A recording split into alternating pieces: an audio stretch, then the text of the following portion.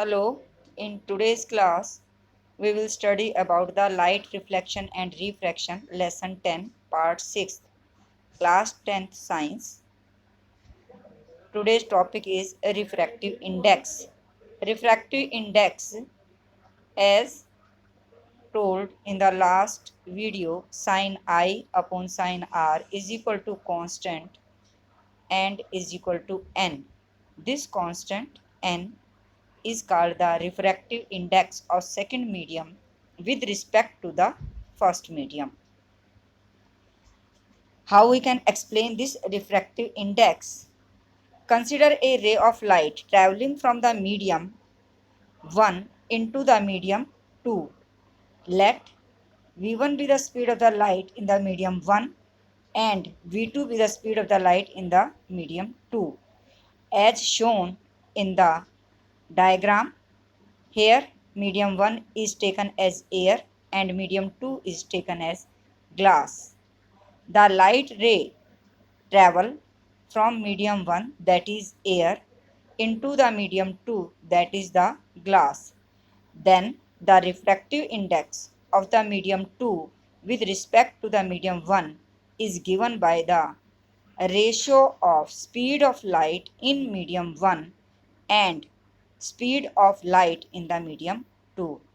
यानी कि जो रिफ्रैक्टिव इंडेक्स है वो मीडियम 2 की, दैट इज़ द ग्लास की, with respect to the medium 1, that is with respect to air, is represented by the symbol n21.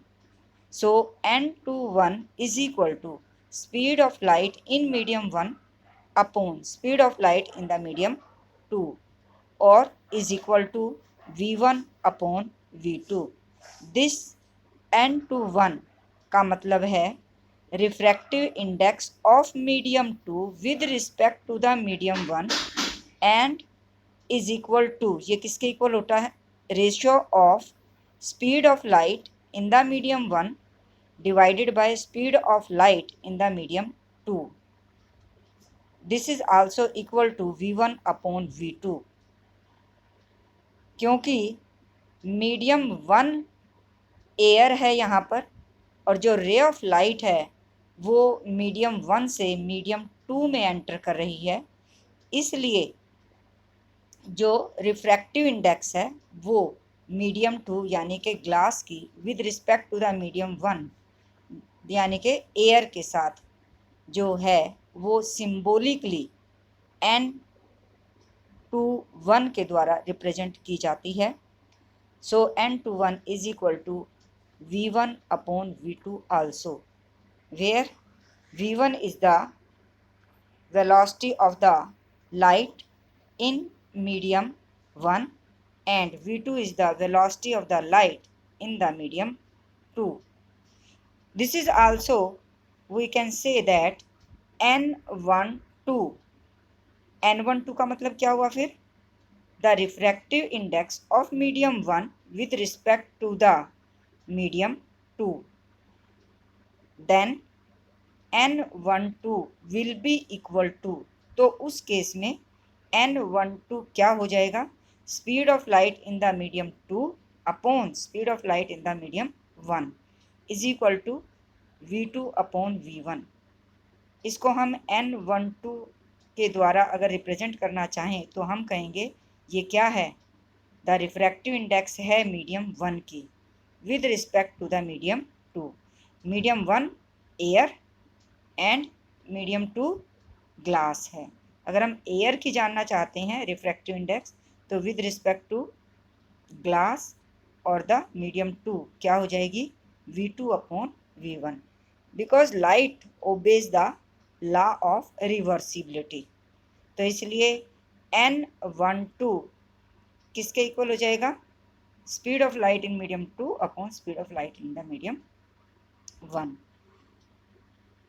Next है इसमें एब्सोल्यूट रिफ्रैक्टिव इंडेक्स.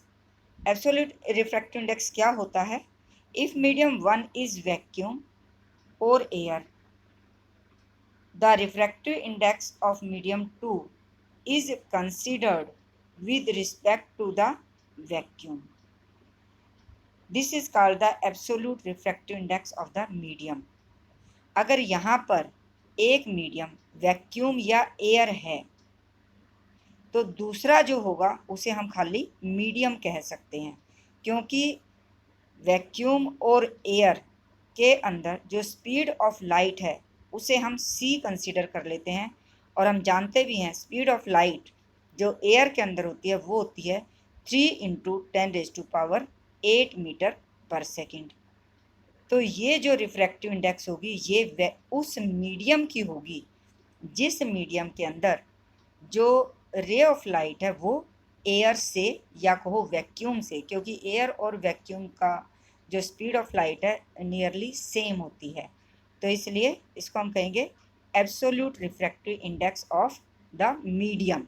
मीडियम का मतलब है एयर और वैक्यूम से रे ऑफ लाइट जिस medium में एंटर कर रही है। So it is represented as N2। N2 क्यों कहा जाएगा?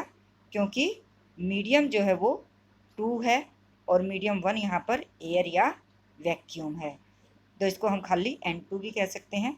If c is the speed of the light in air में है and v is the speed of the light in the medium है, जिस मीडियम में लाइट एंटर कर रही है एयर से या वैक्यूम से, then refractive index of the medium, तो रिफ्रैक्टिव इंडेक्स NM कह लो इसे या फिर इसे N2 कह लो, इज गिवन बाय, तो उसे हम कैसे देंगे NM is equal to speed of the light in the air upon में speed of the light in the medium.